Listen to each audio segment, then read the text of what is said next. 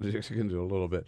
So the maybe it happened so much under the radar, you're not aware that the Democratic National Committee was in town this weekend for their big annual or biannual confab.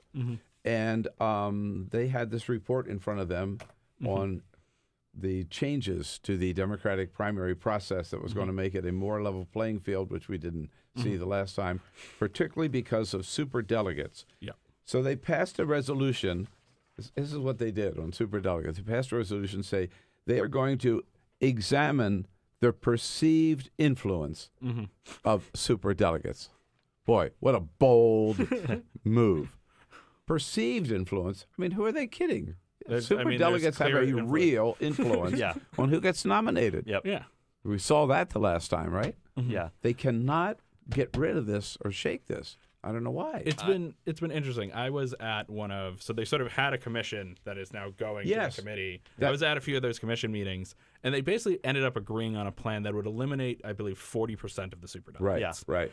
That's what was presented to the DNC, which didn't accept that. They decided to study it further. And I believe there was also a long debate during this that they were either arguing whether the text should say reduce the number of superdelegates or reduce or eliminate the number of superdelegates. And they apparently spent about 20 minutes or so arguing about whether reduce inherently contains the possibility of eliminating.